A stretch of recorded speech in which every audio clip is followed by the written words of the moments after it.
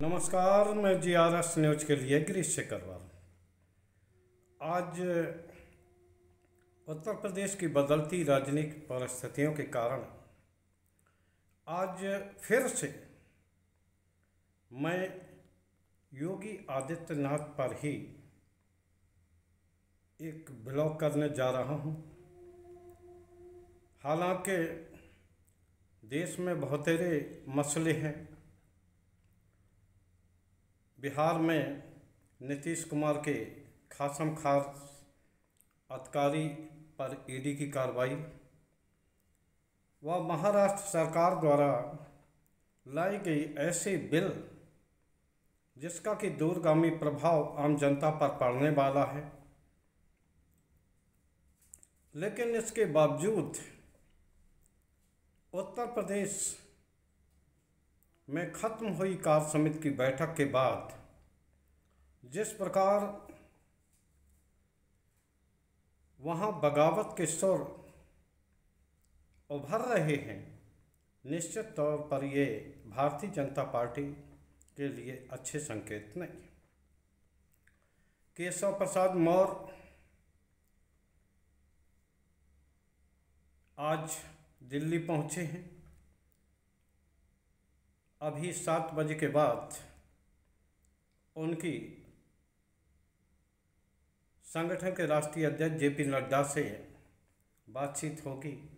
मुझे ये बात समझ में नहीं आती कि कार्य समिति की बैठक के बाद भी JP नड्डा, KP मौर्य, ब्रजेश पाठक और चुनिंदा लोगों से मिल चुके हैं, तो आखिर ऐसा क्या रह गया है जो केशव प्रसाद मौर्य दिल्ली की घुड़दौड़ मचाए हुए हैं। अगर केंद्रीय नेतृत्व ने तय कर लिया है कि उन्हें लोकसभा चुनाव के परिणामों के लिए योगी का सर ही नापना है, तो वो देर क्यों कर रहे हैं? जल्दी से जल्दी वो योगी पर कार्रवाई करें और उन्हें उत्तर प्रदेश की सत्ता से मुक्त करें। क्या लोकसभा के चुनाव परिणाम के लिए भाजपा का केंद्रीय नेतृत्व, खासकर मोदी और शाह, जिम्मेदार नहीं है? जब टिकट तय करने से लेकर प्रचार तक की जिम्मेदारी शाह के कंधे पर रही, मोदी का अकेला चेहरा ही पूरे यूपी में या पूरे देश में आपका ये ब्रांड के रूप में इस्तेमाल किया गया, तो अब अगर हार होती है तो उसके लिए क्यों नहीं शाह और मोदी को आगे आकर जिम्मेदारी लेना चाहिए? छोटे से छोटे पंचायत चुनाव, नगर निगम के चुनाव में पार्षदी की सीट जीतने वाले सभासद की जीत को भी जब मोदी की जीत बताया जाता है, तो यूपी की इस बड़ी हार की जिम्मेदारी क्यों नहीं नरेंद्र मोदी को लेना चाहिए? आखिर पूरा प्रचार तंत्र और मीडिया उनके ही इर्द गिर्द, उनके ही महिमा मंडन में लगा रहा, और आज जब परिणाम अलग आए हैं तो वो उससे कन्नी क्यों काट रहे? केशव प्रसाद मौर्य का वो बयान भी काफ़ी चर्चित हुआ, जिसमें कि उन्होंने वो बयान दिया जो कि हरदम संगठन के पदाधिकारी देते रहते हैं कि संगठन सरकार से बड़ा होता है, संगठन के बलबूते ही सरकार बनती है। बिल्कुल ठीक है, लेकिन जो माननीय केशव प्रसाद मौर्य ने ये बयान दिया, क्या ये बयान दिल्ली पर भी लागू होता है?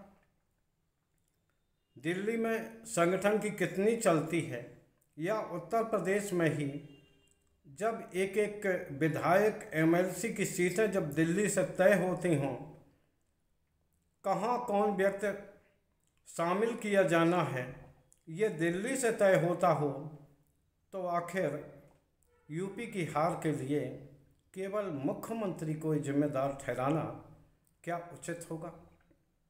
हालांकि मैं आपको बता दूं कि मैं योगी आदित्यनाथ का पैरोकार नहीं हूं। 2017 में जब वो मुख्यमंत्री बनाए जा रहे थे, उस समय भी मैंने ये कहते हुए विरोध किया था कि योगी आदित्यनाथ को मठ का अनुभव तो है, धर्म क्षेत्र का तो अनुभव है, लेकिन प्रशासनिक अनुभव नहीं है।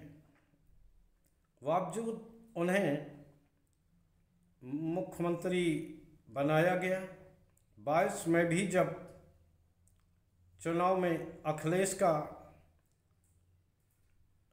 पूरे प्रदेश में उनके साथ हुजूम चलता दिख रहा था, उस समय भी योगी आदित्यनाथ ने, हालांकि उनकी सीटें कुछ कम हुई, लेकिन उन्होंने दोबारा भी सरकार बनाने में सफलता अर्जित की। उस समय न तो मोदी और न ही शाह यहाँ दिखाई दे रहे थे। अकेला चुनाव, ऐसे ही पंचायत के जब नगर निगम के चुनाव हुए तो योगी आदित्यनाथ को अकेला छोड़ दिया गया, लेकिन वो चुनाव भी भारतीय जनता पार्टी ने, हालांकि उसको लेकर भी मेरे अंदर तमाम तरह के संदेह हैं, लेकिन योगी आदित्यनाथ भारतीय जनता पार्टी को जिताने में सफल है।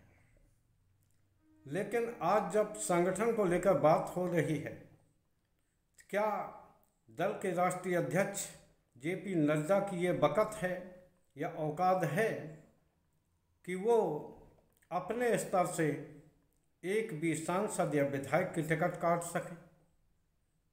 अगर संगठन बड़ा है तो किस तरह से संगठन के पदाधिकारी जिससे लड़ते रहते हैं और बाद में उनको ही दल में शामिल करके कार्यकर्ताओं को ताली बजाने के लिए विवश किया जाता है। मैं दो एक उदाहरण आपको देकर अपनी बात को समाप्त करना चाहूँगा। अजीत पवार को खुद प्रधानमंत्री ने भ्रष्टाचार का प्रतीक बताया, उनकी पार्टी एनसीपी को नेचुरल करप्ट पार्टी बताया, लेकिन जब वो उनके अंदर शामिल हो गए, भाजपा में शामिल हुए, महाराष्ट्र में सरकार बनी, तो उन्हें न सिर्फ उप मुख्यमंत्री बल्कि प्रदेश का वित्त मंत्री भी बना दिया। नवीन जिंदल जो कांग्रेस के सांसद हुआ करते थे, तो यही भारतीय जनता पार्टी के लोग उन्हें कोयला चोर कहकर उनका विरोध करते थे। यहाँ तक कि संगठन के बड़े बड़े पदाधिकारी और कार्यकर्ता उनके घर के समक्ष जाकर विरोध प्रदर्शन करते रहे, कोयला चोरी का आरोप लगाते रहे। लेकिन अभी के लोकसभा चुनाव में जब नवीन जिंदल बीजेपी में शामिल होकर भाजपा से उम्मीदवार बने, तो इन्हीं संगठन के पदाधिकारियों और कार्यकर्ताओं ने उनके लिए वोट मांगे और तालियां बजाई। क्या ये संगठन का निर्णय था कि जिसको आपने या जिसको कार्यकर्ताओं ने ताउम्र भ्रष्ट कहा, कोयला चोर कहा, नेशनल करप्ट पार्टी कहा, उसे आखिर क्या संगठन ने शामिल किया था?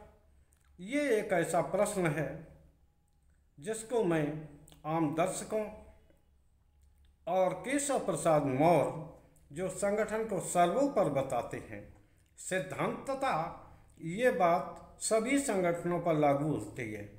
संघ शक्ति कलयुगे संगठन ऊपर होता है, लेकिन विगत 10 वर्षों से जिस तरह का संगठन गुजरात लॉबी भारतीय जनता पार्टी में चलाना चाहती है और चला रही है,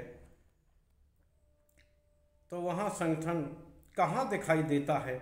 ये जवाब संभवतः केशव प्रसाद मौर्य को बताना चाहिए।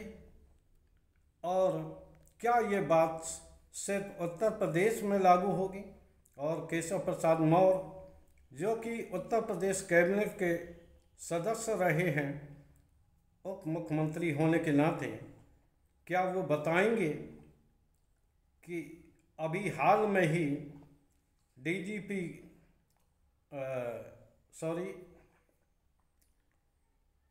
मुख्य सचिव का पहली बार योगी सरकार ने नियुक्त किया है।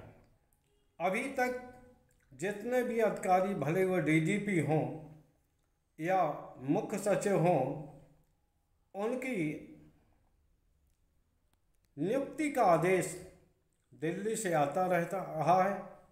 कौन अधिकारी हो, कौन प्रमुख सचिव हो, इसकी भी सूची ऊपर से आती रही है। तो क्या केशव प्रसाद मौर्य बताएंगे कि क्या इसे संगठन कर रहा था या जानबूझकर योगी आदित्यनाथ को परेशान करने के लिए इस तरह की व्यवस्थाएं बनाई गई थी, जिससे कि योगी खुद ही परेशान होकर पद छोड़। आज तमाम विधायक और सांसद जो ये कहते दिखाई दे रहे हैं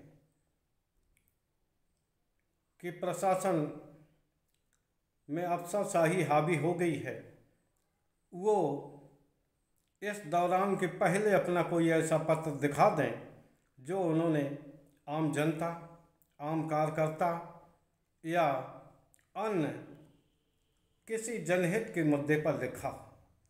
हरदम वो अपने परिवार के ठेके, लाइसेंस के लिए इन अधिकारियों के चक्कर काटते रहे। अगर किसी सांसद ने किसी अधिकारी की आलोचना भी की है तो मात्र इसलिए कि उस अधिकारी ने उनका व्यक्तिगत काम नहीं किया। आज के ब्लॉग में बस इतना ही। अब ये प्रश्न आम जनता के ऊपर छोड़ा है कि क्या उत्तर प्रदेश की हार के लिए वास्तव में योगी आदित्यनाथ ही दोषी हैं। आज के ब्लॉग में बस इतना ही। जय हिंद, जय भारत।